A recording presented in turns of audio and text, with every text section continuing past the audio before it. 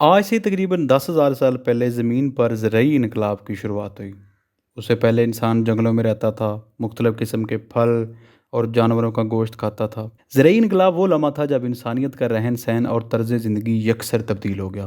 انسان نے آبادیوں میں رہنا شروع کر دیا، مختلف قسم کے پالتو جانور پالنے شروع کر دیے، جیسے کہ مرغیاں، بھیڑ اور بکریاں وغیرہ۔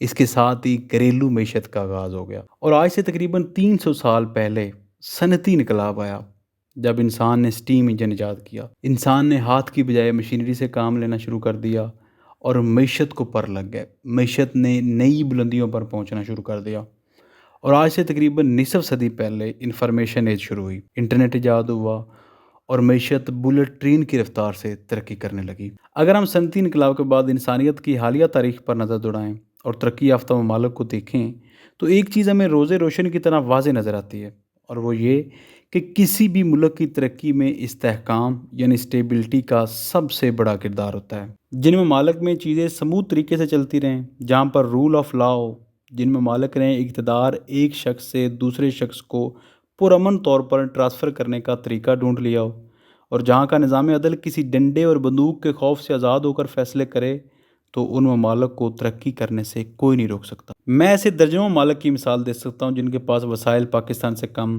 آبادی پاکستان سے کم، جیو اسٹریٹجک لوکیشن پاکستان سے بدتر، اور ترقی میں ہم سے کئی گنا آگے ہیں، اور اس کی سب سے بڑی وجہ اسٹیبلٹی، استحکام اور رول آف لا ہے۔ ہماری بدقسمتی دیکھیں کہ 76 سال ہو گئے ہیں پاکستان کو آزاد ہوئے، اور ہمارے آج تک کسی بھی منتخب وزیر اعظم نے اپنی آئینی مدت پوری نہیں کی۔ دوسری طرف میں درجنوں ایسے ممالک کی مثال دے سکتا ہوں جن کے پاس تمام تر وسائل موجود تھے، لیکن عدم استحکام، خانہ جنگی، انتقال اقتدار کے ناقص نظام نے ان ممالک کو ڈبو کر رکھ دیا، اور وہ ممالک ترقی کر ہی نہیں سکے۔ حالیہ تاریخ میں پاکستان بھی اس بد نصیبی کا شکار ہے۔ آپ کو دنیا میں کوئی ایک ملک بھی ایسا نظر نہیں آئے گا جہاں پر جمہوریت ہو، قانون کی حکمرانی ہو، اسٹیبلٹی ہو، ٹرانسفر آف پاور پرامن طریقے سے ہوتا ہو، عدلیہ آزاد ہو، اور وہ ملک پھر بھی غریب ہو اور ترقی یافتہ نہ ہو۔ دوسری طرف دنیا کے تقریباً 200 ممالک میں سے آپ کو کوئی ایک ملک بھی ایسا نظر نہیں آئے گا جہاں پر عدم استحکام ہو، قانون کو جوتے کی نوک پر رکھا جاتا ہو،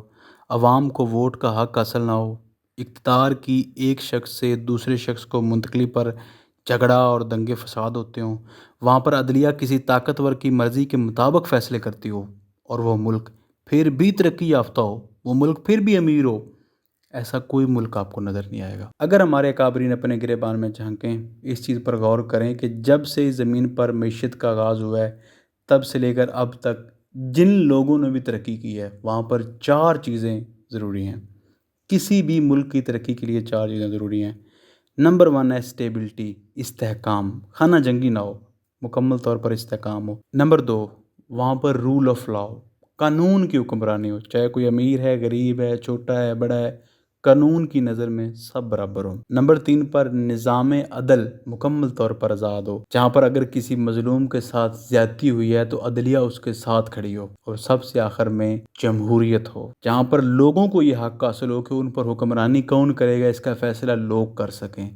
ہمارے ملک کی پالیسیز کون بنائے گا، اس کا فیصلہ اس ملک کے عوام کر سکیں، کیونکہ بالآخر ریاستیں عوام کے ٹیکس کے پیسوں سے ہی چلتی ہیں، اور کسی بھی ریاست کے مالک، اصل مالک وہاں کے عوام ہوتے ہیں۔